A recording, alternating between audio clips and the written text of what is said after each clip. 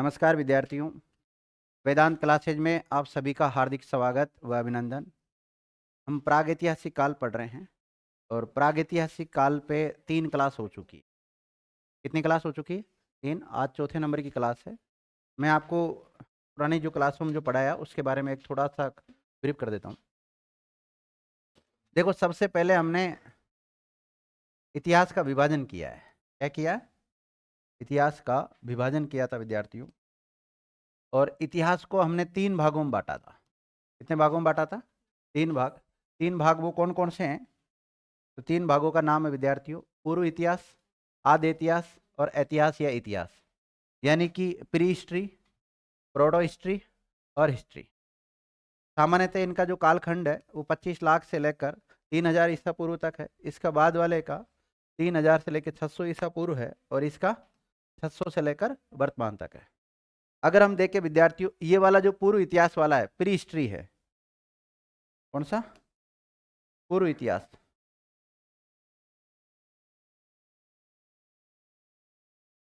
पूर्व इतिहास वाला है, इसको ही हम पाषाण काल कहते हैं। क्या कहते हैं इसको? पाषाण काल कहते हैं। इसी को ही हम प्रागैतिहासिक काल कहते हैं। प्रागैतिहासिक काल कहते हैं। और इसको हम 3 भागों में बांटते हैं। कितने भागों में बांटते हैं? 3 भागों में बांटते हैं। 3 भाग कौन कौन सा है? पहला कौन सा है? पूरा पाषाण काल। दूसरा मध्य पाषाण काल। और तीसरा नव पाषाण काल। इंग्लिश में इसको नियोलिथिक एज कहते हैं, इसको मिसोलिथिक एज कहते हैं, और इसको क्या कहते हैं? पैलियोलिथिक एज कहते हैं। इस पैलियोलिथिक एज को पीए लिख सकते हैं हम। पैलियोलिथिक एज को हम 3 भागों में बांटते हैं। 3 भाग कौन कौन से?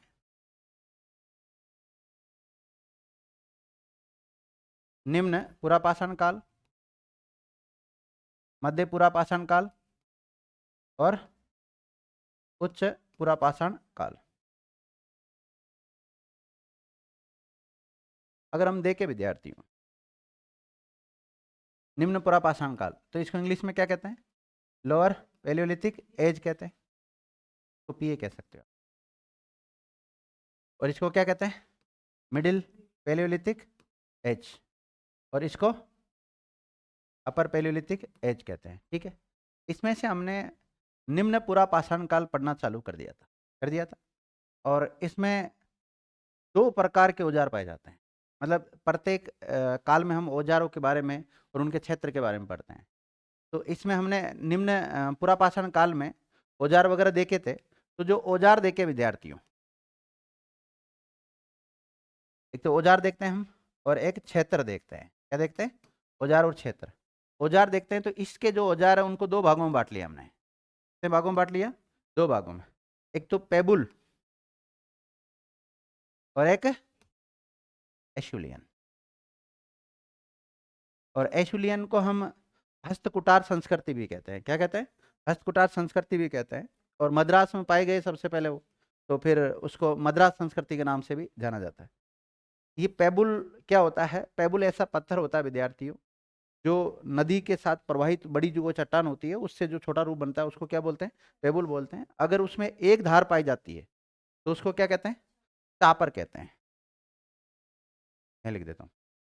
पेबुल का एक प्रकार मिलता है चापर। क्या मिलता है? चापर। और डबल धार पाई जाती है तो उसको क्या बोलते हैं?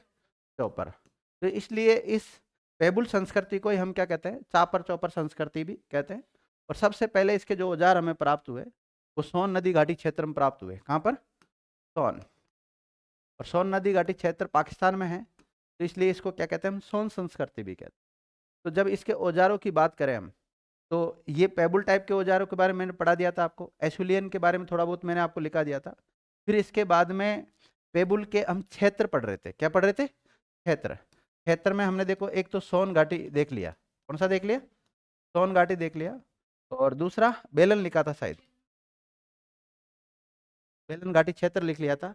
और इसमें तीसरा लिखो आप, नर्मदा घाटी क्षेत्र। तीसरा कौन सा लिखेंगे अब? नर्मदा घाटी क्षेत्र, नर्मदा नदी है ना, नर्मदा नदी घाटी क्षेत्र।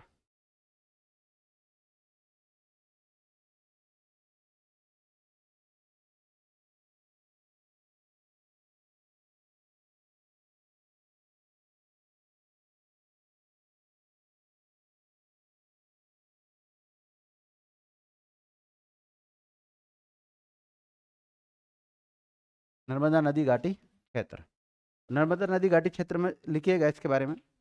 इसका सबसे पहले उत्खनन 1982 में किया गया। कब किया गया विद्यार्थियों? 1982 में किया गया। और उत्खनन करने वाले थे विद्यार्थियों अरुण सोनकिया। कौन थे?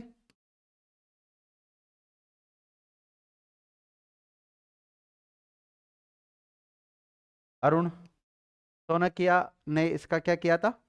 उत्खनन किया था। देखिएगा,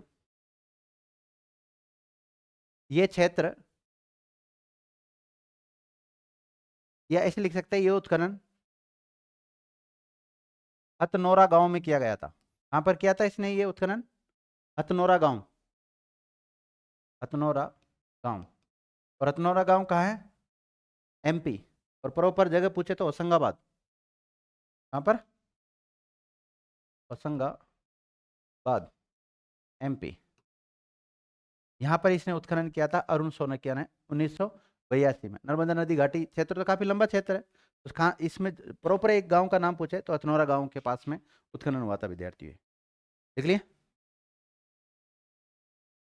देखो यहां से जो सामग्री प्राप्त हुई उसे नर्मदा किस कहते हैं? इस टाइप के औजार नर्मदा किस के नाम से जाने जाते हैं? यहां से जो सामग्री प्राप्त हुई उसको क्या कहते हैं? नर्मदा किस।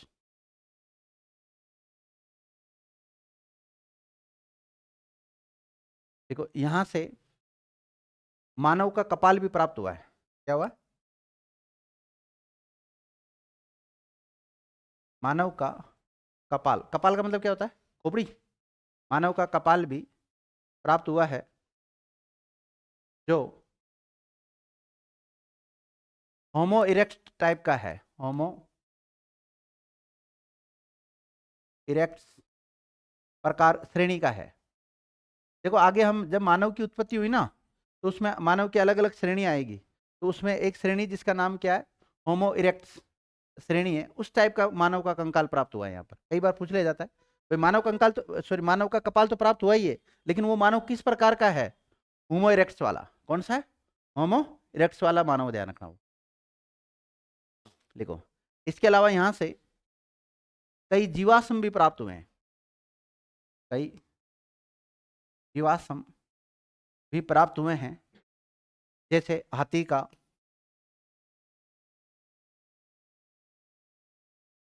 घोड़े का, डॉट डॉट।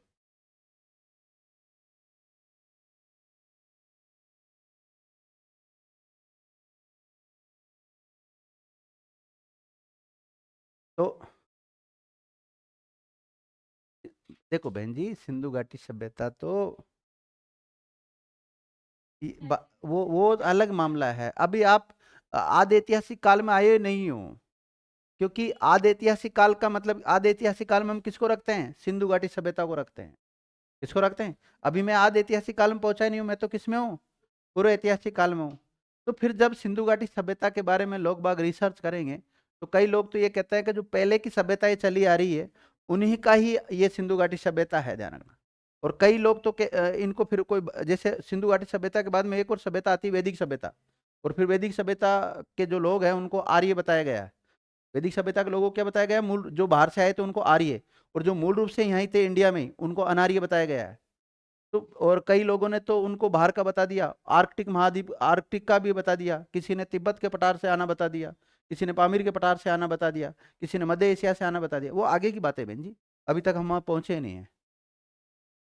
वो मिले, वो उससे हम ये कह सकते हैं कि भाई इनका जो पतन हुआ है, उस पतन ऐसा हुआ होगा कि युद्ध हुआ होगा, और युद्ध हुआ होगा तो वो जो छेद हो रखे हैं ना, जगह जगह छेद हो रखे, उससे ये पता लगता है कि भाई युद्ध हुआ होगा। या फिर छेद हो रखे तो हो सकता है कोई उसकी शल्य चिकित्सा की गई होगी, ऑपरेशन किया गया होगा, वो अलग मामला है। अभी तो यहाँ पर चल रहे हैं हम। तो आपने अभी निम्न पुरापाषाण काल में चल रहे हैं, किसमें चल रहे हैं? निम्न पुरापाषाण काल। और पुरापाषाण काल का जो टाइम पीरियड है वो सामान्यतः 25 लाख ईसा पूर्व से लेकर कितना है?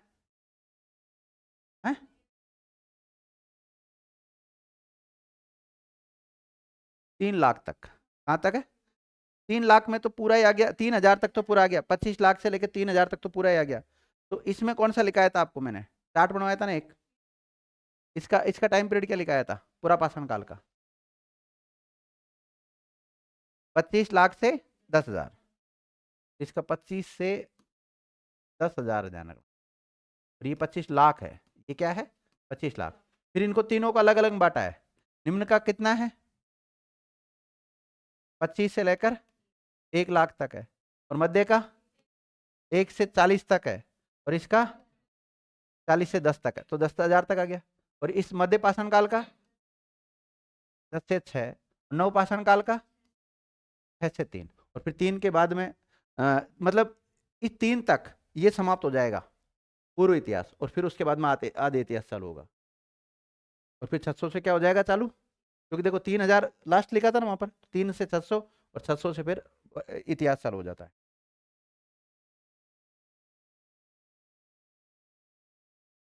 तो आपने 3 क्षेत्र लिखे अभी तक। तो ये जो औजार पाए यहाँ पर जो औजार पाए गए निम्न पुरापाषाण काल के, उनको आपने 2 भागों में बांटा था, पेबुल और एशुलियन, 2 टाइप में बांट लिया था। अब ये इस टाइप के जो औजार मिले हैं, हम सबसे पहले पेबुल वाले देख रहे हैं कि पेबुल टाइप के औजार वाला जो क्षेत्र है वो कौन सा है? सोन नदी घाटी क्षेत्र है, बेलन क्षेत्र है, और नर्मदा नदी घाटी क्षेत्र है। मुख्य क्षेत्र तो ये 3 ही है, बाकी अन्य क्षेत्र है। अन्य क्षेत्रों के नाम लिखो आप।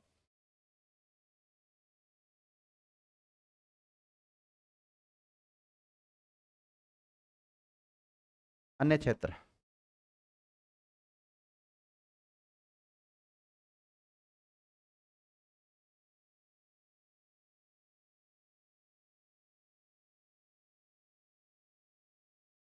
अभी लिखो सही।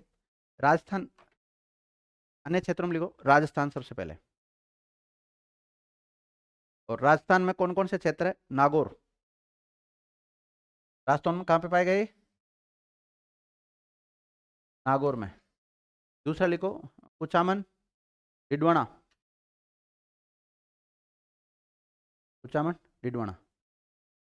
और जो नागौर लिखा ना विद्यार्थी, नागौर के भीतर और भी लिख सकते हो आप, जायल, सिंगी तालाब,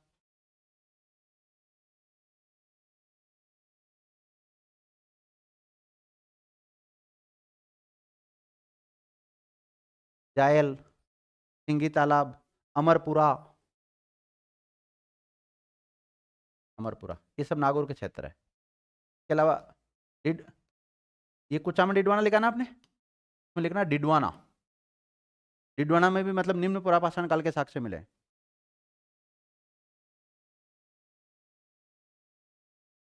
इसके अलावा लिखना चित्तौड़गढ़, दूसरा लिखो चित्तौड़गढ़। और चित्तौड़गढ़ में विद्यार्थियों क्षेत्र है जिसका नाम है सोनीत। कौन से क्षेत्र में? सोनीत। और सोनीत पड़ता है भैंसरोडगढ़ में। भैंसरोडगढ़ है ना चित्तौड़गढ़ में, भैंसरोडगढ़ के पास में सोनीत ब्रेक इन भैंसरोडगढ़। इसके अलावा इसके साक्ष्य अजमेर में भी मिले, में अजमेर में, और जोधपुर में मिले, जोधपुर में। तो पेबुल टाइप के जो औजार है वो राजस्थान में कहाँ कहाँ मिले? नागौर, डिडवाना, चित्तौड़, अजमेर और जोधपुर। सेंटर की जब आप इतिहास पढ़ते हैं तो इतना ही पूछा जाता है, लेकिन अगर और डीप चल जाए तो ज़्यादा से ज़्यादा नागौर में कौन कौन सा? जायल, सिंगी तालाब और अमरपुरा। और डिडवाना भी पहले नागौर में आता था, आजकल डिडवाना किस में आने लग गया? कुचामन डिडवाना में आने लग गया। इसके अलावा सोनीत में भी मिले। सोनीत कहाँ पर है?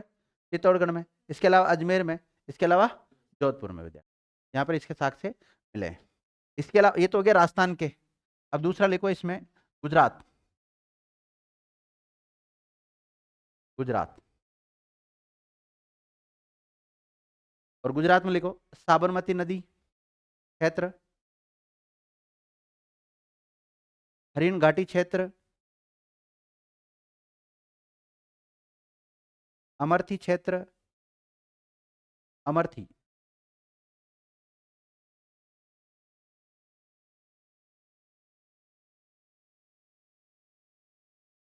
अगला लिखो महाराष्ट्र।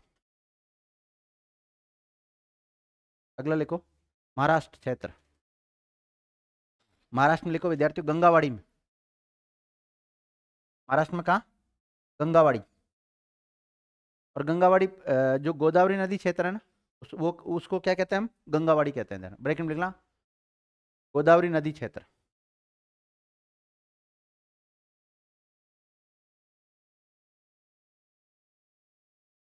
लिख लिया?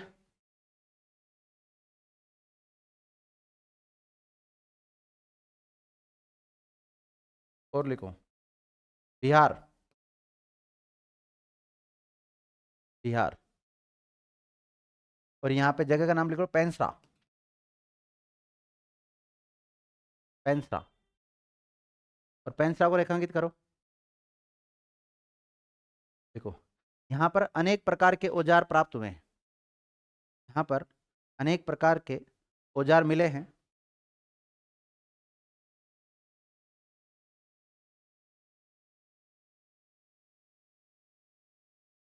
अब विद्यार्थियों मेरी बात सुनना। जैसे आज कहीं पर बंदूक बनाने का कारखाना हो, क्या हो?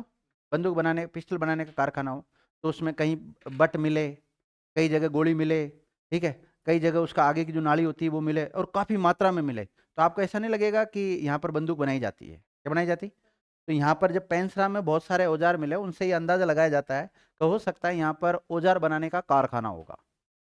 वापिस बोलना एक मिनट, पेंसरा में क्या लिखा है? औजार प्राप्त हुए जिनसे ये अनुमान लगाया जाता है, जिनसे ये अनुमान लगाया जाता है कि संभवतः ये औजार निर्माण केंद्र रहा होगा। अनुमान लगाएंगे विद्यार्थी, क्योंकि लिखित साक्ष्य तो कुछ है नहीं, और इसलिए फिर इतिहासकारों में मतभेद ज्यादा है।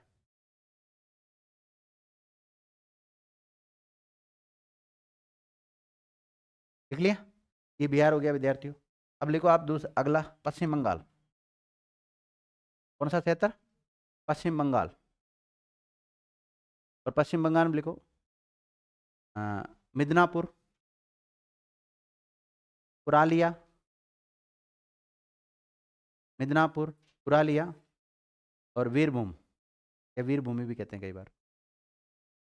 देखो सवाल कैसा आता है कि निम्नलिखित में से कौन से राज्य से या कौन से स्थान से निम्न पुरापाषाण काल के साक्ष्य प्राप्त हुए हैं या नहीं हुए, ऐसा आता है सवाल। अगला लिखो ओडिशा।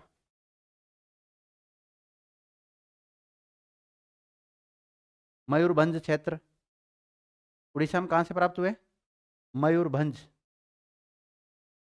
और एक वहां पर नदी बहती विद्यार्थी, ब्राह्मणी, ब्राह्मणी नदी के आसपास।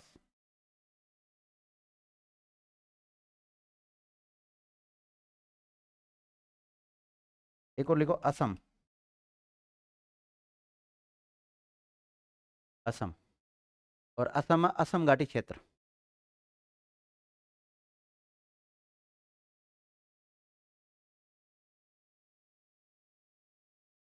देख लिया? तो हम विद्यार्थियों निम्न पुरापाषाण काल पढ़ रहे हैं। क्या पढ़ रहे हैं? निम्न पुरापाषाण काल पढ़ रहे हैं, एलपीए पढ़ रहे हैं। एलपीए पढ़ रहे हैं तो इसमें सबसे पहले हमने औजार देखे। औजार दो टाइप के, पेबुल और एसुलियन। और पेबुल का दूसरा नाम क्या क्या मिलता है? चापर चौपर भी मिलता है, इसको सोन संस्कृति के नाम से भी जाना जाता है। क्यों जाना जाता है वो मैंने सारी बातें आपको लिखा दी थी। फिर उसके बाद में हमने इस प्रकार के जैसे औजार देख लिए, औजार के बाद में हमने क्षेत्र की बात कर रहे हैं। किसकी बात कर रहे हैं? क्षेत्र की। कौन से टाइप के क्षेत्र? पेबुल टाइप के जो क्षेत्र है, वो पेबुल टाइप के जो औजार मिले उनके क्षेत्र कौन कौन से हैं? तो सोन नदी घाटी क्षेत्र हो गया, बेलन नदी घाटी क्षेत्र हो गया, नर्मदा नदी घाटी क्षेत्र हो गया, राजस्थान का क्षेत्र हो गया। राजस्थान में नागौर, डिडवाना, कुचामन।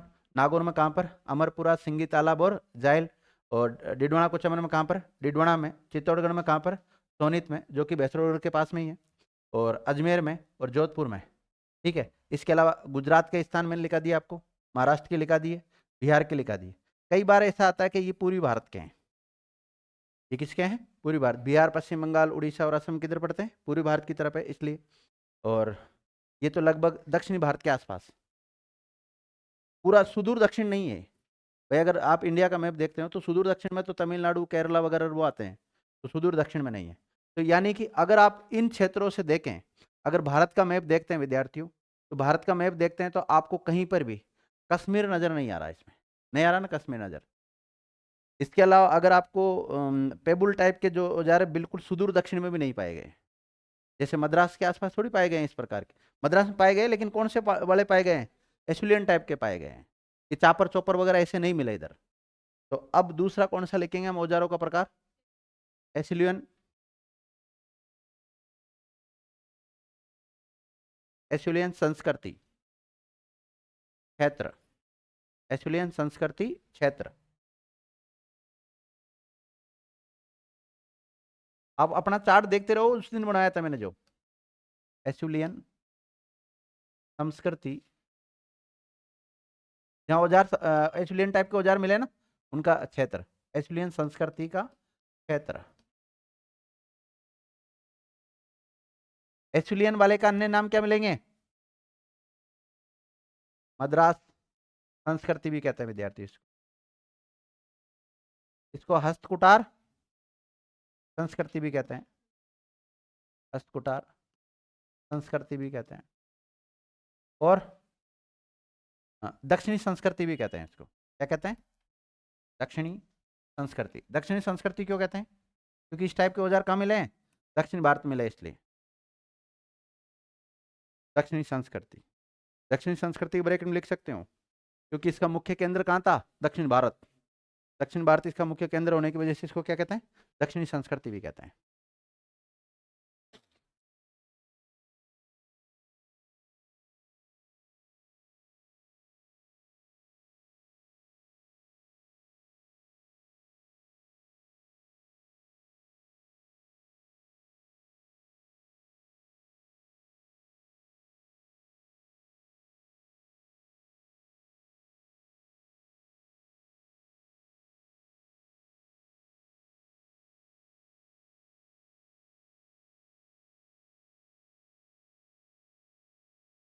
देखो इसके कौन कौन से नाम मिलते हैं विद्यार्थियों,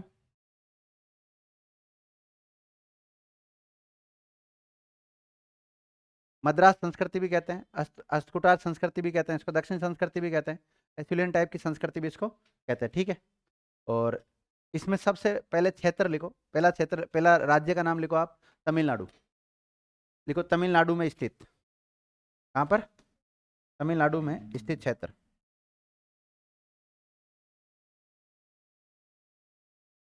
पहला तमिलनाडु, देख लिया। तमिलनाडु में लिखो विद्यार्थियों वद मदुरे, जगह का नाम है मदुरे, वद मदुरै, डबल मात्रा लगा लो, वद मदुरै क्षेत्र। तमिल पहला लिख लिया राज्य आपने कौन सा, तमिलनाडु। और तमिलनाडु में पहला क्षेत्र लिखो वद मदुरै, और वद मदुरै के बारे में लिखो, ये काट लियर नदी के किनारे प्राप्त हुआ है। जगह का नाम है वद मदुरै। कौन सी नदी विद्यार्थियों, काट लियर नदी के किनारे, काट लियर नदी के किनारे प्राप्त हुआ है, देख लिया। देखो इसकी खोज रॉबर्ट ब्रूस फुट ने की थी, हाँ वही तो आज आया है। हाँ यहाँ पर बदमदुर में तो की खोज, इसकी खोज, इस स्थान की खोज किसने की है, रॉबर्ट ब्रूस फुट ने।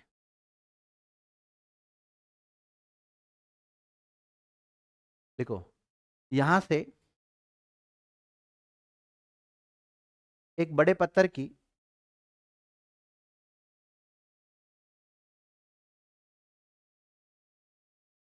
ब्रैकेट में कॉन्ग्लोमेरेट, एक बड़े पत्थर की ब्रैकेट में कॉन्ग्लोमेरेट हस्तकुटार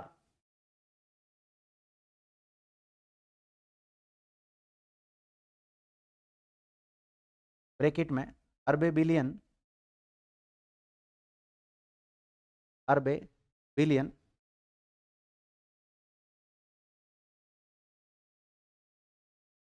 जमा नहीं, वापिस बोलना। हाँ, हस्तकुटार प्राप्त हुई है, प्राप्त हुई है, जो कि उसकी विकसित अवस्था में है, विकसित अवस्था में है।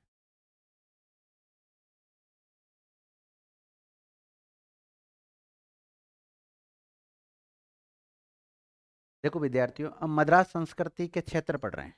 वैसे निम्न पुरापाषाण काल को हमने दो भागों में बांट लिया, पेबुल और एशुलियन, और एशुलियन को मद्रास संस्कृति कहते हैं। तो तमिलनाडु का जो चेन्नई वाला क्षेत्र है अभी वर्तमान में, चेन्नई को पहले मद्रास के नाम से जाना जाता था। तो यहाँ पर मद्रास क्षेत्र में एक जगह का मद्रास तमिलनाडु राज्य में वर्तमान में, वहाँ पर एक जगह जिसका नाम है वदमदुरै। क्या नाम है? वदमदुरै, जो कि कार्टलियर नदी के पास में है। कहाँ पर है? कार्टलियर नदी घाटी के आसपास में है। और यहाँ पर इस स्थान पर जो उत्खनन खोज करने का काम किया, उसका नाम क्या है? Robert Bruce Foote. इसने यहाँ पर एक हस्तकुटार की खोज की थी, हैंड एक्स की खोज की। जब इस हैंड एक्स की खोज करने का श्रेय किसको जाता है? रास्ता इसमें रॉबर्ट ब्रूसफुट को जाता है, मद्रास में, ध्यान रखना।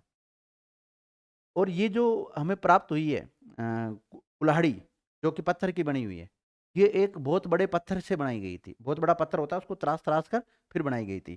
तो उस जो बड़े पत्थर होते हैं उसको क्या बोलते हैं? कांगले, क्या लिखा था आपको? कांगले मेरठ, क्या लिखा था विद्यार्थियों? कांगले मेरठ कहते हैं। और जो ये विकसित क्रम में विकसित प्रकार की प्राप्त हुई है, इसको बोलते हैं अरबे बिलियन। क्या बोलते हैं? अरबे बिलियन। तो कई बार ये दूसरी शब्दावली मिल जाती तो हम सोचते हैं हमें तो हस्तकुटार इंडेक्स ही याद नहीं हो रहा, लेकिन ऐसी शब्दावली आ जाती तो फिर डिस्टर्ब करते हैं। तो इसका कांगले मेरठ का मतलब तो क्या? बड़े पत्थर मान लो आप। और इसका अरबे बिलियन का मतलब क्या? विकसित रूप, कुल्हाड़ी का विकसित रूप। ठीक है। तमिलनाडु। और एक सवाल और आता है कि एशुलियन टाइप के निम्नलिखित में से कौन सा क्षेत्र मद्रास से संबंधित है या नहीं है? तमिलनाडु का मतलब क्या समझे आप यहाँ पर? मद्रास ही समझे। तो एक तो नाम याद रखना आपको, किसका? वदमदुरै का। दूसरा लिखो विद्यार्थियों, अतिरपक्कम। क्या लिखेंगे आप? हाँ, अतिरपक्कम। तमिलनाडु का दूसरा क्षेत्र कौन सा है? अतिरपक्कम।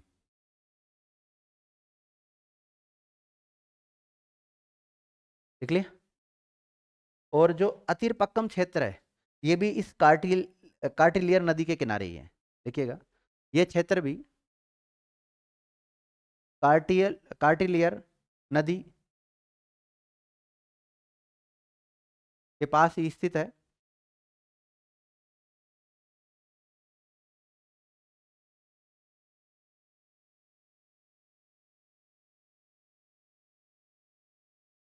देखो, इसकी खोज 1863 में किंग महोदय के द्वारा की गई। किसके द्वारा? किंग महोदय के द्वारा की गई थी। देख लिया। देखो, आपने सोन नदी घाटी क्षेत्र देखा होगा, वहां से कितने प्रकार की वेदिकाएं प्राप्त हुई है? 5 प्रकार की वेदिकाएं प्राप्त हुई है। तो अगर हम अतिरपक्कम में देखें यहाँ पर, तो 3 प्रकार की वेदिकाएं प्राप्त हुई है। देखो, यहाँ से 3 प्रकार की वेदिकाएं प्राप्त हुई है।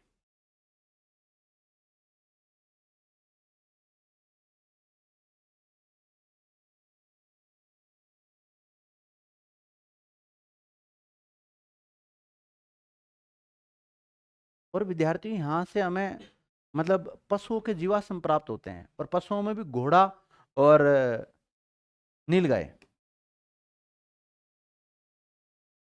नीलगाय जानते हो ना? देखो, यहाँ से पशुओं के जीवाश्म प्राप्त हुए हैं, जैसे घोड़ा के और नीलगाय के। और जैसे हम वैदिक सभ्यता पढ़ेंगे बाद में, तो वैदिक सभ्यता के जो इतिहासकार है, वो क्या कहते हैं कि भारत के लोग पहले घोड़े से परिचित ही नहीं थे। भारत के लोग घोड़े से परिचित नहीं थे, आर्य आए थे, आर्य घोड़ों पर बैठकर आए थे। उसके बाद में भारत के लोग किससे परिचित हुए हैं? घोड़ों से परिचित हुए। बल्कि अगर हम हमारा एशुलियन टाइप के निम्न पुरापाषाण काल, जो कि 25 लाख ईसा पूर्व से लेके 1 लाख ईसा पूर्व की बात है और बल्कि वैदिक सभ्यता तो 1500 के 1500 ईसा पूर्व के आसपास स्टार्ट होती, बल्कि हमें तो यहाँ 1 लाख ईसा पूर्व से पहले ही घोड़े के साक्ष्य प्राप्त हो रहे कि नहीं हो रहे। तो फिर कहीं ना कहीं ये हमारा जो इतिहास है ये भी संदिग्धता की तरफ जाता है, क्योंकि जब हमारा इतिहास लिखा है तो इतिहास को लिखने के जो इतिहासकार होते हैं वो अलग अलग टाइप के होते हैं। कुछ राष्ट्रवादी इतिहासकार होते हैं, कुछ साम्यवादी इतिहासकार होते हैं। और विदेशी इतिहासकार कभी भी ये नहीं चाहता कि वह किसी भी क्षेत्र के बारे में भारत को बढ़ चढ़कर दिखाए। मतलब वो हमेशा, जो भी साम्यवादी इतिहासकार हुए हैं उन्होंने भारत को नीचा दिखाने की कोशिश की है, और राष्ट्रवादी जो इतिहासकार है उन्होंने दूसरे देशों को नीचा दिखाने के चक्कर में अपनी ज्यादा बढ़ाई कर दी, तो फिर इसमें ज्यादा मतभेद हो जाता है। तो हमेशा जब भी कोई इतिहासकार होता है तो उसको सभी पहलुओं को मद्देनजर रखते हुए इतिहास लिखना चाहिए। राष्ट्रीयता होना ठीक, अच्छी बात है, प्रत्येक व्यक्ति में राष्ट्रीयता की भावना होनी चाहिए, लेकिन आप एक इतिहासकार है, आपको निष्पक्ष इतिहास लिखना चाहिए। आप अगर एक राष्ट्रीय इतिहासकार है तो आप तो हर चीज में आपके राष्ट्र को पहले नंबर पर लाने की कोशिश करोगे, तो फिर आपका वो इतिहास इतिहास नहीं रहेगा। फिर वो, क्योंकि आप उसमें असंगत तथ्य डाल रहे हो, जो सारी चीजें हुई नहीं उसको जबरदस्ती आप डाल रहे हो, तो वो दर्शन बन के रह जाएगा, इतिहास अपना अस्तित्व खो देगा। और जो साम्यवादी इतिहासकार है वो क्या करते हैं, भारत को नीचा दिखाने की कोशिश करते हैं, और उन विदेशी जो देश है दूसरे उनको बढ़ चढ़कर बताने की कोशिश करते हैं। तो ऐसा थोड़ा सा इनमें मतभेद चलता है कई बार। क्या लिखा आपने, 2 जगह लिख ली विद्यार्थियों तमिलनाडु की आपने, कौन कौन सी, अतिरपक्कम और एक वदमदुरै। तो वदमदुरै और अतिरपक्कम, ये बताओ किस टाइप के औजार मिले यहाँ पर, एसुलियन टाइप के, ये हैंड एक्स बोल सकते हो आप इनको। 2 क्षेत्र हो गए। और कौन से जीवाश्म मिले यहाँ पर, पशुओं के भी कुछ जीवाश्म मिले, जैसे घोड़े के और नीलगाय के। एक और लिखो विद्यार्थियों, पल्लवरम, तीसरा पल्लवरम क्षेत्र। तीसरा कौन सा है, पल्लवरम क्षेत्र। ये भी कहाँ पर है, तमिलनाडु में ही। और चौथा लिखो, गुड़ियम गुफा, नहीं, गुड़ियम गुफा।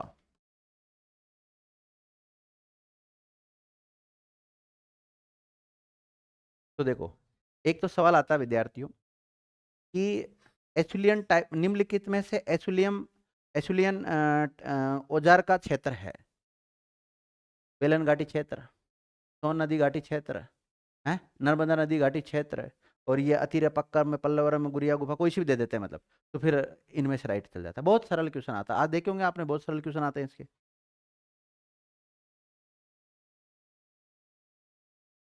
ठीक है, तो ये मैंने 4 क्षेत्र लिखा है जो प्रमुख क्षेत्र थे। ऐसे तो विद्यार्थियों हर क्षेत्र जहाँ पर हर क्षेत्र की जो खुदाई हुई है उसके बारे में एक क्षेत्र पे एक किताब लिख सकते हो कम से कम। एक क्षेत्र की जो खुदाई हुई ना, तो वहां पर आप एक किताब पूरी लिखी जा सकती है। कई लोगों ने थीसिस लिखी उनके ऊपर पूरी, फिर इतना तो पढ़ना मुमकिन नहीं है। ठीक है, हम हमारे एग्जाम की दृष्टि से जो पॉइंट निकल के आते हैं उनको पढ़ लेते हैं।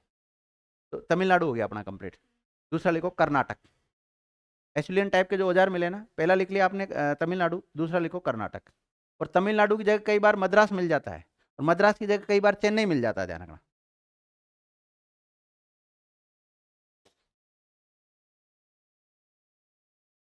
दूसरा लिखो आप, एक तो हो गया ना आपका तमिलनाडु, दूसरा लिखो कर्नाटक। और कर्नाटक में जगह का नाम लिखो इसामपुर। आया था, क्या पूछा था, इसामपुर कहाँ है, आप देख लो। बल्कि मैं इसकी डिटेल भी लिखाऊंगा आपको आगे, तब डिटेल लिखा देंगे तो पता ही भाई इसामपुर कहाँ है। अब जैसे अतीर पक्कम में आता तो अब आप तो हो सकता है आंध्र प्रदेश भी करके आ जाते उसको, वो तमिलनाडु में है। पहला लिखो इसमें इसामपुर। देखो इसामपुर वर्तमान में गुलबर्गा जिले में स्थित है। कौन से जिले में, गुलबर्गा डिस्ट्रिक्ट में स्थित है। कर्नाटक का एक डिस्ट्रिक्ट है गुलबर्गा, वहां पर स्थित है। देखो यह है हुसंगी नदी घाटी क्षेत्र के ऊपरी भागों में स्थित है। हुसंगी नदी घाटी के ऊपरी भागों में स्थित है। जैसे माना कि एक नदी इधर बह रही है तो इसके दक्षिण भागों में नहीं, उत्तरी भागों में, ऊपर की तरफ। लिख लिया, लिखो इस स्थान का 1983 में उत्खनन किया गया।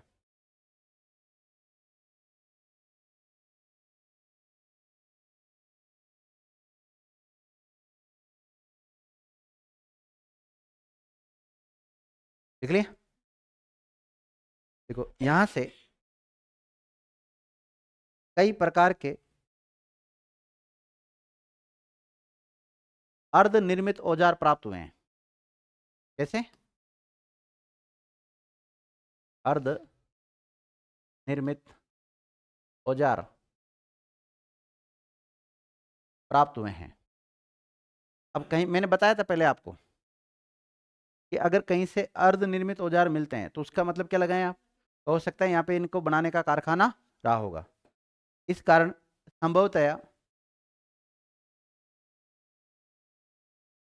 ये औजार निर्माण केंद्र रहा होगा। अभी और लिखाया था मैंने आपको, पेबुल संस्कृति के जो क्षेत्र लिखाए थे उसमें पेंसरा बिहार में, कहाँ लिखाया था? पेंसरा बिहार में। तो पेंसरा में हो सकता है पेबुल टाइप के औजारों का केंद्र रहा हो। और ये हैंडेक्स टाइप के औजार कहाँ पर, इनका केंद्र कहाँ रहा होगा? इसमें इसामपुर में। कहाँ पर रहा होगा? इसामपुर में। अब देखो, ये जो औजार इस समय किसके बनाए जाते थे विद्यार्थियों? औजार किसके बनाए जाते थे? पत्थरों के बनाए जाते थे। उन पत्थरों, कौन कौन से टाइप के जो पत्थर थे उनसे औजार बनते थे, वो नोट डाल के लिख लो। देखो, यहां से मिले औजार, कहां से? इसामपुर से। यहां से मिले औजार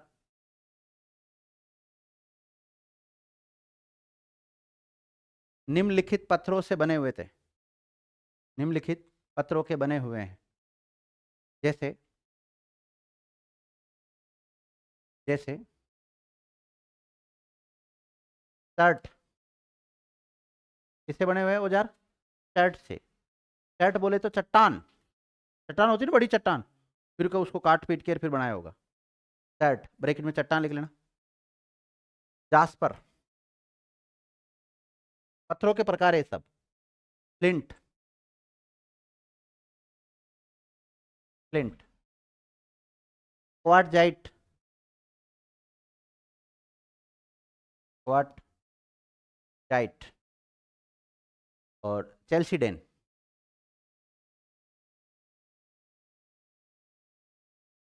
चेल्सीडेन। तो ये सारे पत्थरों के प्रकार है। सर्ट, जास्पर, सर्ट को चट्टान भी कह सकते हैं आप, चट्टान। तो सर्ट, चट्टान, जास्पर, फ्लिंट, क्वार्टजाइट और चेल्सीडेन, इस टाइप के पत्थरों से निर्मित औजार मिले हमें इसामपुर में। कहाँ पर मिले? इसामपुर में। और काफी मात्रा में मिले हैं, उसमें से कुछ अधूरे बने हुए हैं। तो इससे एक अंदाज लगाया जाता है कि हो सकता है यहाँ पर क्या रहा होगा, कभी न कभी इनका बनाने का कारखाना रहा होगा। पत्थर से औजार बनाने का कारखाना होगा इसामपुर में। अभी तक मैंने आपको एसुलियन टाइप के 5 स्थान लिखा दिए। कितने स्थान लिखा दिए? टोटल 5 स्थान लिखा है। तमिलनाडु के कितने लिखा है? 4। तमिलनाडु कितने लिखा है? 4। 4 कौन कौन से लिखा है तमिलनाडु के? एक तो पद्मदुरै लिखाया, दूसरा अतिरपक्कम, तीसरा पल्लवरम, और चौथा है गुड़ियम गुफा। ये 4 तो किसके हैं? तमिलनाडु के। और इसामपुर कहाँ का है? तो ऐसे नाम दे देते हैं 3-4, कौन सा कर्नाटक का, कौन सा तमिलनाडु का, कौन सा तमिलनाडु में है और कौन सा कर्नाटक में है, ऐसे। और कई बार इनकी विशेषताओं से दे देते हैं जो मैंने लिखाई है इनके बारे में आपको। लिख लिया आपने? अगला लिख। तो ये विद्यार्थियों मुख्य क्षेत्र यही है।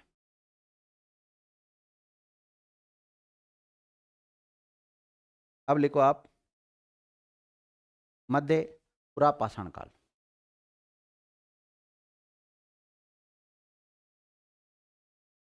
वापिस आपको समझा देता हूँ, थोड़ा सा समझा देता हूँ।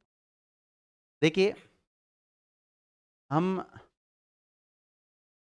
इतिहास पढ़ रहे हैं। क्या पढ़ रहे हैं? सबसे पहले इतिहास का विभाजन किया कि कौन कौन से भागों में बांटा इतिहास को? 3 भागों में बांटा, पूर्व इतिहास, आदि इतिहास और इतिहास। फिर पूर्व इतिहास को हम कहते हैं पाषाण काल। क्या कहते हैं? पाषाण काल। इसी को क्या कहते हैं? प्रागैतिहासिक काल। फिर इसको हमने 3 भागों में बांट लिया, पुरा पाषाण, मध्य पाषाण और नवपाषाण।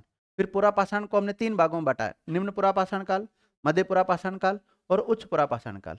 अब देखो, निम्न पुरा पाषाण काल कंप्लीट हो जाएगा, फिर उसके बाद में क्या पढ़ेंगे?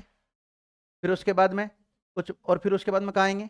मध्य पाषाण काल। फिर किस में आएंगे? नवपाषाण काल, जब जाके क्या कंप्लीट होगा अपना, पाषाण काल कंप्लीट होगा, प्रागैतिहासिक काल कंप्लीट हो जाएगा। ठीक है, अब अभी तक हमने केवल ये पढ़ा है। इसमें देखो हमने दो टाइप, दो पार्ट कर दिए इसके, एक तो औजार और एक क्षेत्र। औजारों को हमने दो भागों में बांट दिया, पेबुल और एसुलियन। और पेबुल का भी अन्य जो नाम मिलते हैं वो मैंने आपको बता दिया कि पेबुल, इसको पेबुल टाइप के औजार मिले इसलिए पेबुल संस्कृति कहते हैं। सबसे पहले औजार सोन संस्कृति, सोन नदी घाटी क्षेत्र में मिले इसलिए इसको सोन संस्कृति भी कहते हैं। इस यहाँ पर चापर और चौपर टाइप के औजार मिले हैं इसलिए इसको चापर चौपर संस्कृति भी कहते हैं।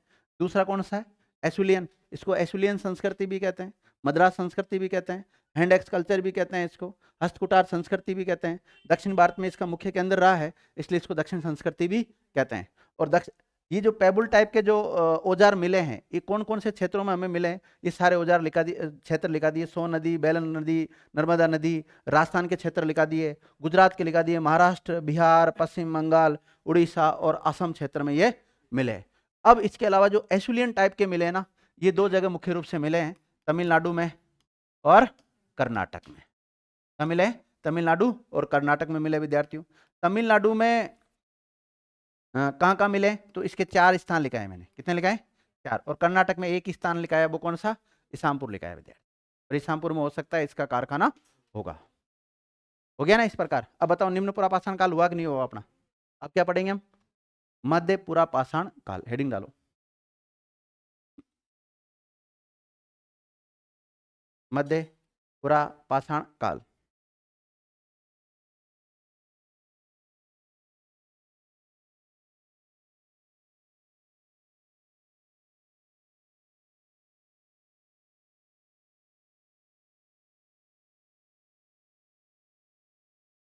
मध्य पुरापाषाण काल, इसका टाइम पीरियड क्या है,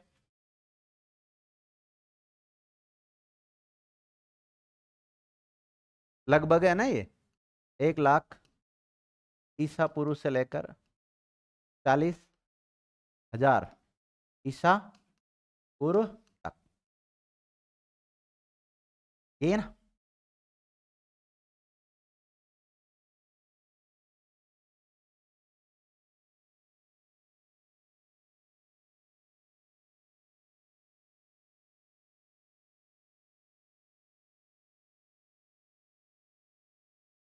देखो इस काल के, ये इस काल को अन्य नामों से भी जाना जाता है।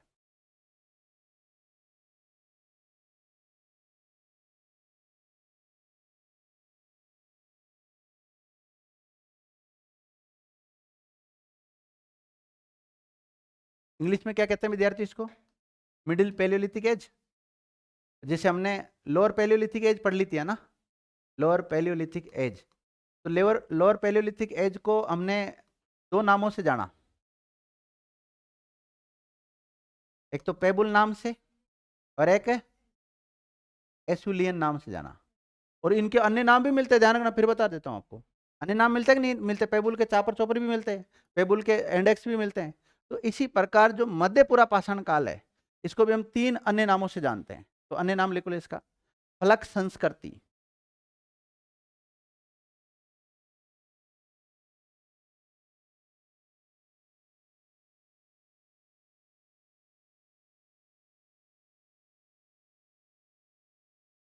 खुरचनी जानते हो, गांव के बच्चे जरूर जानते होंगे, खुरचनी, वेदक संस्कृति।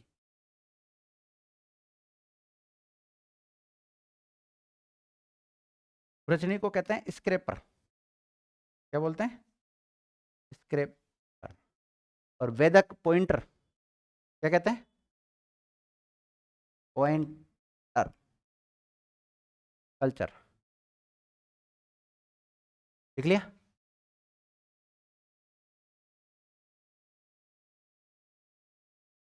और तीसरा लिखो विद्यार्थियों, मुस्तुरियन संस्कृति,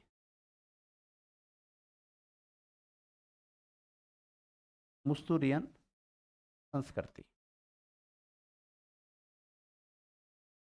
पुरापाषाण काल को 3 भागों में बांटा है, निम्न, मध्य और उच्च। निम्न को हम 2 नाम से पुकारते हैं, पेबुल और एसुलियन। कौन से टाइप के औजार मिले उसमें, पेबुल और एसुलियन। और इसमें जो औजार मिले हैं उनको हम 3 भागों में बांट दिए, कितने 3 भाग है? फलक संस्कृति और खुरचनी वैदिक संस्कृति और मुस्तुरियन संस्कृति, 3 नाम से जानते हैं इसको। फलक, फलक को फ्लैक भी कहते हैं, FLACK, फ्लैक। पेबुल और एशुलियन के बारे में कैसे लिखाया था? वैसे लिखाऊंगा। अब वो देख लो आप कैसे लिखना चाहते हो, चाहो तो अलग अलग लिख सकते हो, चाहो तो एक साथ लिख सकते हो, तुम्हारी इच्छा है। हाँ, पहला लिखो आप फलक संस्कृति। पहले 3 नाम लिखना तो जरूरी होता है ना। लिखो, इस काल में, इस काल में या इस काल के सर्वाधिक उपकरण फलक प्रकार के होने की वजह से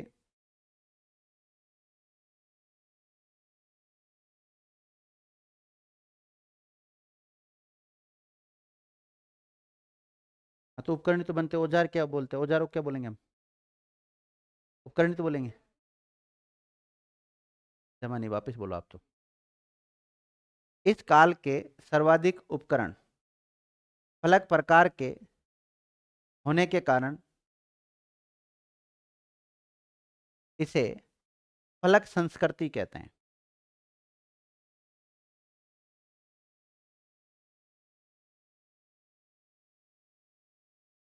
क्या कहते हैं? फलक संस्कृति कहते हैं। लिख लिया? लिखो, इसे फलक संस्कृति नाम HD सांकलिया ने दिया। किसने दिया? HD सांकलिया ने दिया।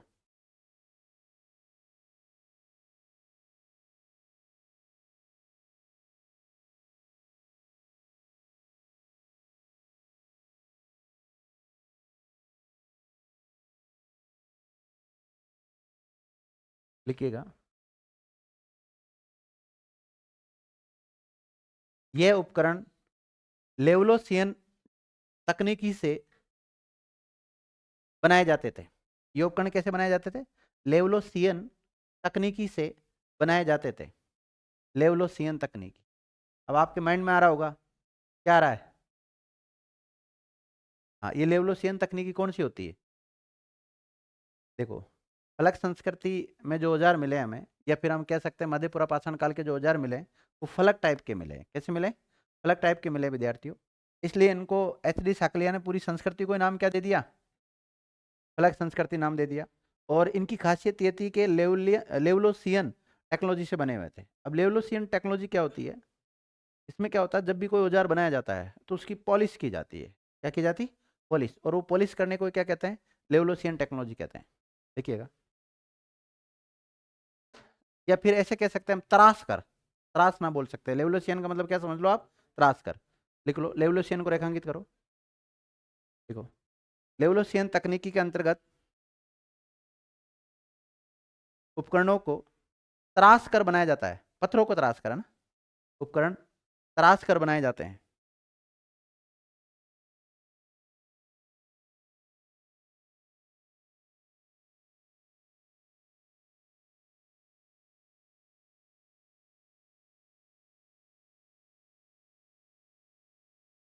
लिख लिया विद्यार्थियों?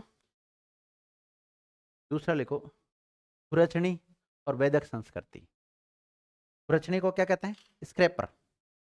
देखो, आपको निम्न पुरा पाषाण काल में, है ना, निम्न पुरा पाषाण काल में कहीं पर भी मैंने खुरचनी नहीं लिखाया होगा, कहीं पर भी आपको वेदक नहीं लिखाया होगा। हाँ, वहां पर आपको मैंने पेबुल लिखाया होगा, चापर लिखाया होगा, चोपर लिखाया होगा, हैंड एक्स लिखाया होगा, पर ये खुरचनी, मुस्तुरियन और फलक वगैरह ये नहीं लिखाए होंगे। अगर वहाँ फलक भी लिखा है, कहीं पे मिला है, तो उसमें लिखा होगा ये मध्यपुरा पाषाण काल का औजार मिला है हमें। कई जगह से अलग अलग काल के मिलते हैं, जैसे वो जो वेदिकाएं थी ना वहाँ पे सोन नदी घाटी क्षेत्र में, तो अलग अलग वेदिकाओं से मिश्रित भी मिले हैं वहाँ पर। तो आपने लिखा होगा खुरचनी वेदक संस्कृति। अब खुरचनी वेदक दोनों टाइप के जो औजार है, इसमें से सबसे ज्यादा जो औजार मिले हैं वो खुरचनी टाइप के औजार ज्यादा मिले हैं। दूसरा लिखो, यहाँ सर्वाधिक उपकरण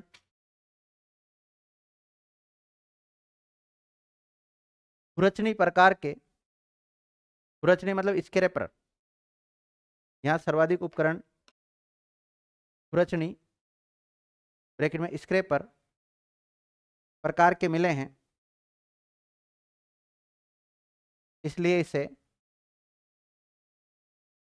खुरचनी संस्कृति कहते हैं। तो ज्यादातर औजार जिसके मिले हैं उसी के नाम पे इसका नाम क्या रख दिया, खुरचनी संस्कृति कहते हैं।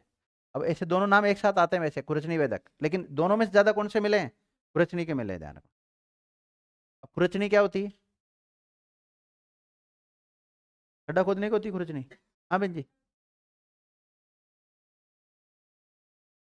हाँ जैसे माना कि आप दूध गर्म कर रहे हैं, दूध गर्म कर रहे हैं तो उसमें जो इस बर्तन में नीचे जमा करें, जैसे माना कि मिट्टी के बर्तनों में करते थे पहले, तो उनमें कुछ जम जाता था, तो उनको जो उस निकालने का जो काम करते हैं, आजकल तो उसकी लोहे की वगैरह स्टील वगैरह की उसकी आती है, पहले किसकी आती थी, पत्थर की आती थी, हो सकता है कई घरों में लकड़ी की भी वो मिलती है, अलग अलग टाइप का होता है, तो वो होती खुरचनी। और पॉइंटर तो आप जानते हो, सुई, पॉइंटर किसको कहते हैं, सुई को कहते हैं, ध्यान रखना। हाँ वो खुरपी होती है, वो उसी का ही बड़ा रूप मान लो आप। लेकिन खुरचनी, मैं तो ज्यादातर खुरचनी उसी को समझता हूँ, वो जो कुछ जम जाता है, तो थर वगैरह क्या बोलते हैं उसको, थर वो, आजकल जिनके नहीं है वो चम्मच से हटाएंगे फिर, नहीं तो वो जूना से रगड़ता रहो, और तो क्या है। और आजकल के बर्तनों में लगता भी कहाँ है इतना, इतनी देर दूध गर्म कौन करता है आजकल। हाँ पहले तो सुबह से लेकर शाम तक चलता ही रहता था दूध, पहले कम से कम 3 घंटे दूध गर्म करते थे। हैं, कम हो जाए तो क्या फर्क पड़ता है गाँव में। हाँ अब बेचते हैं, पहले जैसे माना घर में 20 किलो दूध हो रहा है, तो 15 किलो बचेगा, ज्यादा ज्यादा 5 किलो उड़ जाएगा, और तो क्या होगा। और गांव के नियम बहुत अलग हुआ करते थे, ऐसे थोड़ी है अपने दही जब खाने की इच्छा है जब दही मिल जाए ना, शाम को दही को हाथ ही नहीं लगाने देते घर वाले। लिख लिया आप लोगों ने, आप लिखो, आप मुस्तिरियन संस्कृति, तीसरा लिखो मुस्तिरियन संस्कृति, मुस्तिरियन संस्कृति।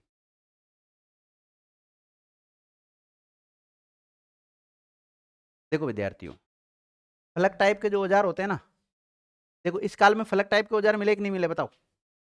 तो इस काल के जो फलक टाइप के जो औजार है, अगर हम यूरोप की बात करें, किसकी, यूरोप एक महाद्वीप है, पूरी यूरोप की बात करें विद्यार्थियों, तो पूरी यूरोप में जो फलक होते हैं, क्या होते हैं, फलक होते हैं, उनको मुस्तिरियन कहते हैं, इसलिए इस संस्कृति का नाम क्या पड़ गया, मुस्तिरियन संस्कृति पड़ गया। तो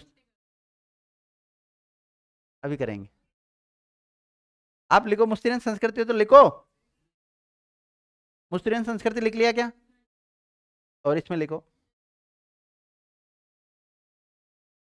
पूरी यूरोप में, पूर्वी यूरोप में, यूरोप का जो पूर्वी भाग है ना उसमें, पूरी यूरोप में फलक उपकरणों को, फलक प्रकार के जो उपकरण होते हैं ना उनको, फलक उपकरणों को मुस्तिरियन कहते हैं।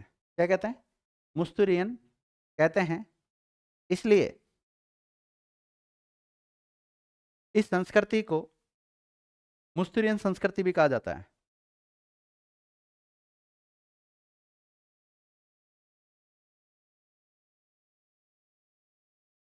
आप समझने की कोशिश करें विद्यार्थियों, कि हम निम्न पुरापाषाण काल पढ़ चुके हैं, अब हम पढ़ रहे हैं मध्य पुरापाषाण काल। और मध्य पुरापाषाण काल के जो औजार है, उनको अलग अलग टाइप के होने की वजह से इनका इनका नाम भी अलग अलग पड़ गया। जैसे फलक संस्कृति तो HD साकलियन नाम दिया, क्योंकि फलक प्रकार के औजार ज़्यादा मिले हैं यहाँ पर, इसलिए इसको हम खुरचनी या वेदक संस्कृति भी कहते हैं, क्योंकि यहाँ खुरचनी टाइप के ज़्यादातर औजार मिले इसलिए। और इसको मुस्तिरियन संस्कृति भी कहते हैं, मुस्तिरियन संस्कृति इसलिए कहते हैं क्योंकि पूरी यूरोप में फलक को क्या कहा जाता है, मुस्तिरियन कहा जाता है, इसलिए इसका एक और नाम क्या मिलता है, मुस्तिरियन संस्कृति। या मैं तो कहता हूँ मध्य पाषाण काल में जो औजार मिले हैं या इनका जो कल्चर है, इसको 3 नामों से जाना जाता है, फलक, खुरचनी और मुस्तिरियन, ये लो, ठीक है। जैसे आप निम्न पुरापाषाण काल की जो संस्कृतियां देखी, उनको 2 भागों में बांट लिया था ना आपने, कौन कौन सा, पेबुल और एशुलियन। तो यही तो सवाल बनेगा, खुरचनी वेदक संस्कृति कौन से काल की है, निम्न पुरापाषाण काल, मध्य पुरापाषाण काल, और उच्च पुरापाषाण काल, और नवपाषाण काल, बताओ किसकी, मध्य पाषाण काल। 4 विकल्प ऐसे आएंगे, सारे एक जैसे लगते हैं, मैं पढ़ा हुआ है। हाँ हाँ हाँ, वही तो, तभी तो मैंने 3 नाम लिखा है ना, कि मध्य पुरापाषाण काल में जो औजार मिले हैं, उस औजारों को आधार पर इसको 3 संस्कृतियों के नाम से जाना जाता है। 3 संस्कृति का मतलब हाँ एक के नाम 3 है। जैसे एक अपने घर में नाम होता है, किसी का ए नाम का कोई व्यक्ति होता है तो उसके तीन नाम होते हैं ना, वही वाली बात है, काम सबका एक ही है। अब देखो,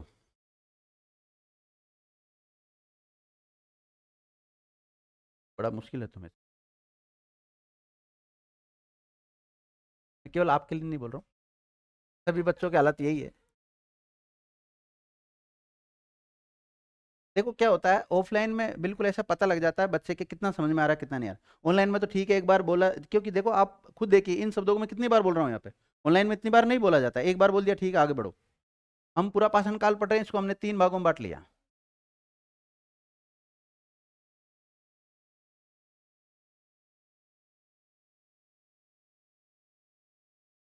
बांट लिया ना। अब ऐसा क्या अंतर दिखा हमें इनमें कि इन दोनों दोनों संस्कृतियां अलग अलग होगी। ये और ये दोनों यही तो पढ़ रहे हैं अभी तक, तो हम ये पढ़ चुके हैं, इसके बारे में पढ़ रहे हैं। तो एक काम करें, हम इन दोनों में एक तुलना कर लेते हैं, एलपीए और एमपीएम। एक नोट डालो, निम्न पुरापाषाण काल और मध्य पुरापाषाण काल के औजारों में अंतर, क्या अंतर आया दोनों में।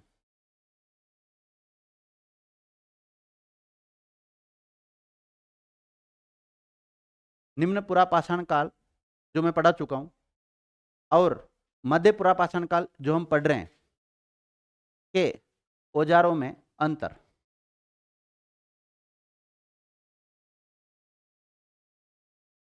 इधर लिखना लेफ्ट साइड, निम्न पुरापाषाण काल, और एक तरफ क्या लिखोगे, मध्य पुरापाषाण काल। अरे चक्कर ये पड़ा विद्यार्थियों, कभी आपने इसको पढ़ा ही नहीं ढंग से। कहाँ पढ़ते हैं बताओ, आपने जब कॉलेज स्कूल में पढ़ा होगा तो भी इतना ध्यान से नहीं पढ़ा होगा इसको, और किताबों में आपको 2-3 लाइन में 2-3 पेज में समाप्त है टॉपिक। ये तो ये हम ही जो हमारे पास 85 पेज की पीडीएफ है इसकी।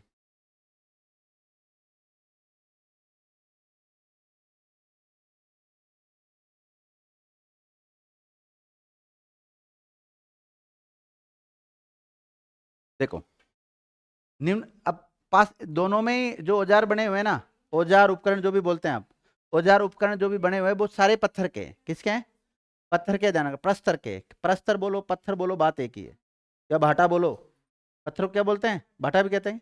हाँ तो पत्थरों के बने हुए हैं।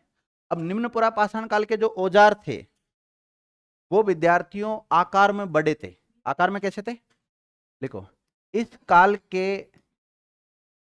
उपकरण या औजार आकार में बड़े थे,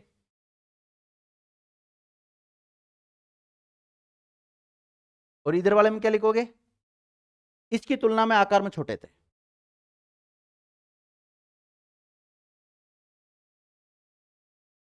आकार में कैसे हैं, छोटे, इतने भी छोटे नहीं है, लेकिन एक प्रकार से आकार में छोटे हैं। इन दोनों आकार में छोटे हैं, दोनों में अगर तुलना करें तो इसके बड़े इसके छोटे हैं। अब देखो इसके जो औजार है ये काफी धारदार है, सॉरी सॉरी सॉरी, इनकी कम धार है, ये कम धार वाले हैं, और ये अधिक धार वाले औजार हैं, अधिक धार के। लिख लो इधर,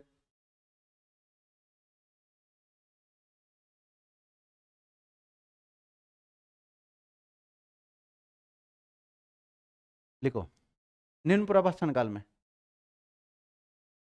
इस काल के औजार केवल क्वार्ट जाइट के बनाए जाते थे, क्वार्ट जाइट पत्थर के बनाए जाते थे, जबकि इधर आ जाओ, जबकि इस काल के औजार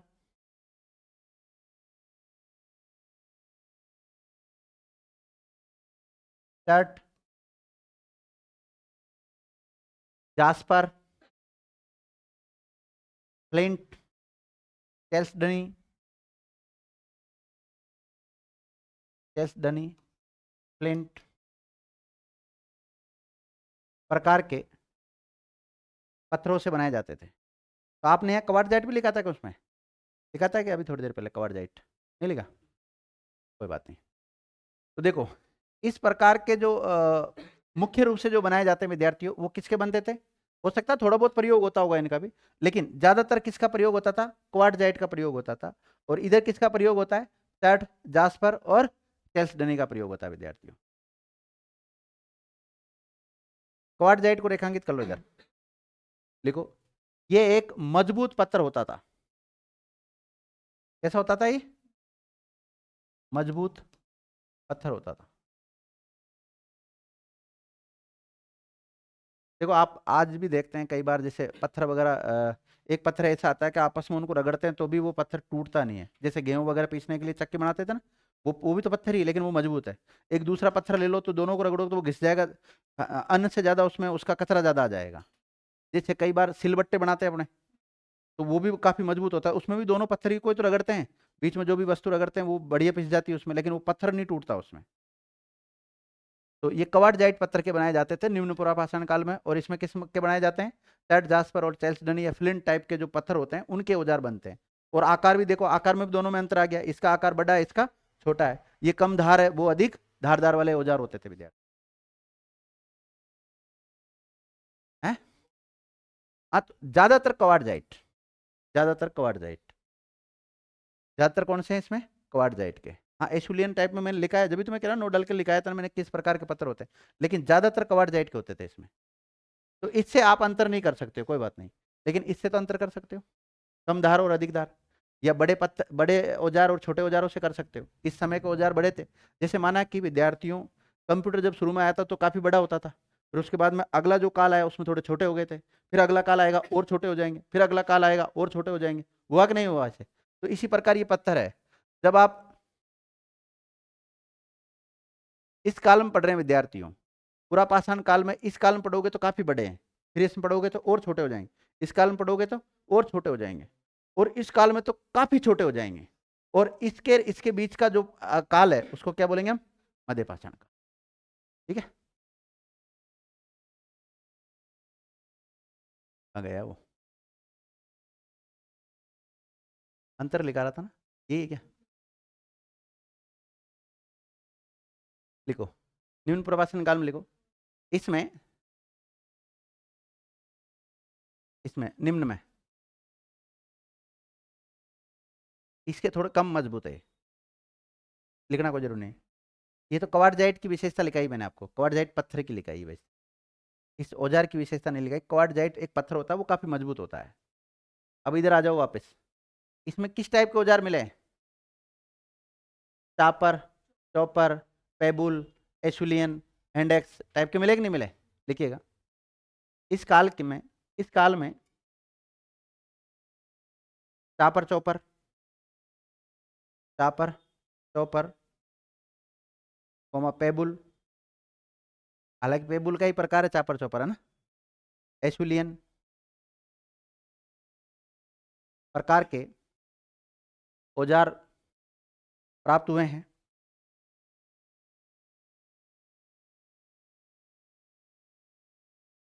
और इस काल में लिख लो फलक, खुरचनी और वेदक। और फलक का कम प्रयोग होता था यहाँ पर, इतना ज्यादा नहीं होता था, लेकिन कम, बजाय खुरचनी के। मतलब ऑल ओवर देखे ना हम सब ज्यादा, तो क्या प्राप्त हुई है हमें मध्य पूरा पाषाण काल में? खुरचनी सबसे ज्यादा प्राप्त हुई है। हालांकि फलक भी प्राप्त हुए हैं, लेकिन सबसे ज्यादा खुरचनी।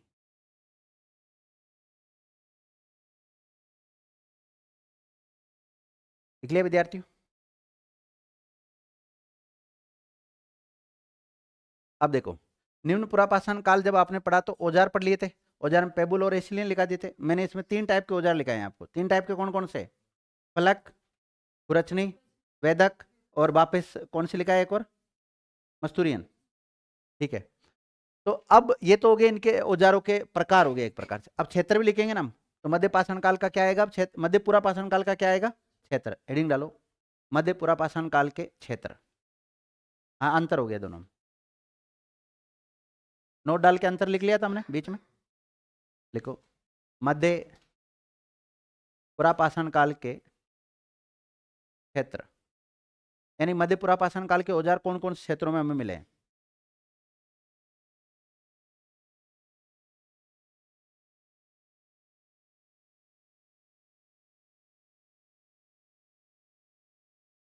पहला लिखो राजस्थान,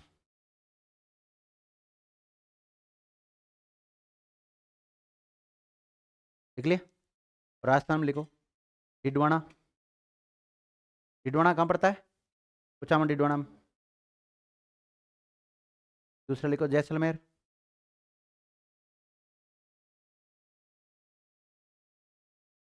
लूणी क्षेत्र, लूणी, लूणी नदी बहती है ना, लूणी क्षेत्र, लूणी के ब्रैकेट में लिख लेना पीएन मिश्रा ने खोजा था। किसने? पीएन मिश्रा ने खोज की थी। और बेडच नदी क्षेत्र, बेडच, चित्तौड़गढ़ के आसपास है ना, बेडच, बेडच नदी चित्तौड़, हाँ लिख लिया। तो राजस्थान में कौन कौन सी जगह लिखी आपने? एक तो डिडवाना, एक जैसलमेर लिख लिया, और एक लूणी नदी। तो इनके आसपास मतलब हमें मध्यपुरा पाषाण काल के साक्ष्य मिलते हैं। अगला लिखो महाराष्ट्र, अगला कौन सा है? महाराष्ट्र।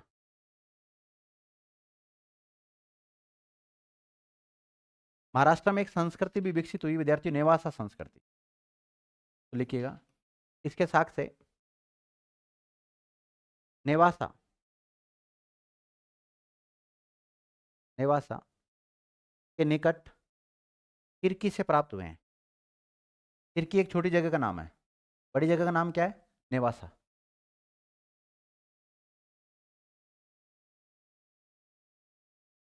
देख लिया। तो इसलिए नेवासा संस्कृति को कई बार क्या कहते हैं हम? किरकी संस्कृति भी कहते हैं, ध्यान रखना इसको। तो मध्यपुरा पाषाण काल के साक्ष्य हमें कहां से मिले? नेवासा से। देखो एच डी साकलिया ने इसे नेवासा संस्कृति नाम दिया है। क्या नाम दिया? एच डी साकलिया ने,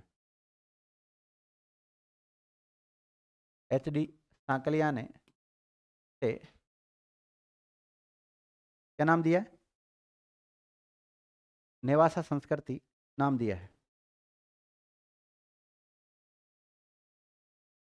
देखो यहां से जो उपकरण प्राप्त हुए, उपकरण औजार बात एक ही है ना, यहां से जो उपकरण प्राप्त हुए हैं वो उच्च कोटि के हैं। कैसे हैं? उच्च कोटि के, उच्च कोटि के औजार प्राप्त हुए यहां से।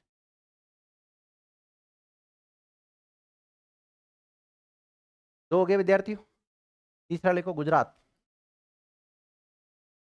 तीसरा स्थान लिखो गुजरात।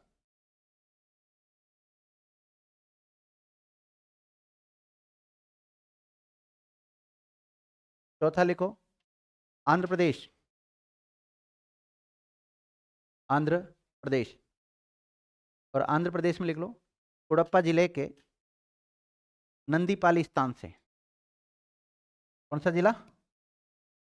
कुड़प्पा जिले के नंदीपाली स्थान से।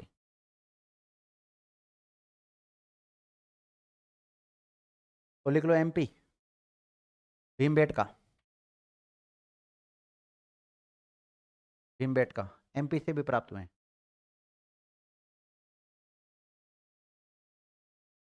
छठा लिख लो उड़ीसा, उड़ीसा से। यूँ जो राज्य का नाम आता है जब तो वो यूँ लिखा करो यूँ क्रमबद्ध तरीके से।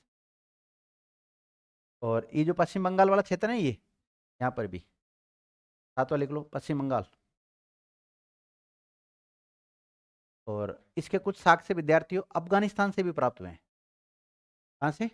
अफगानिस्तान। हाँ संगाओ गुफा, कौन सी गुफा? संगाओ गुफा से भी इसके साक्ष्य प्राप्त हुए अफगानिस्तान। अगला लिखो अफगानिस्तान लिख लिया। और लिखो यूपी से भी प्राप्त हुए हैं, यूपी उत्तर प्रदेश। और उत्तर प्रदेश में कालपी क्षेत्र से। क्या नहीं लिखा बहन जी? कहाँ तक लिखा है? सातवां तो कौन सा लिखाया था? पश्चिम बंगाल लिखा था। आठवां लिखाया था ना आपको अफगानिस्तान, ये रहा अफगानिस्तान। अफगानिस्तान में संगाओ गुफा लिख लिया। आठवां उत्तर प्रदेश कालपी के आसपास, कालपी पड़ता है गंगा घाटी में। कहाँ पड़ता है?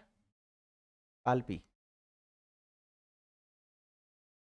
गंगा घाटी क्षेत्र। देख लिया, ये हो गया विद्यार्थियों कौन सा आपका मध्यपुरा पाषाण काल कंप्लीट। चलो इस क्लास को यहीं विराम देते हैं, अगली क्लास में चर्चा करेंगे। धन्यवाद।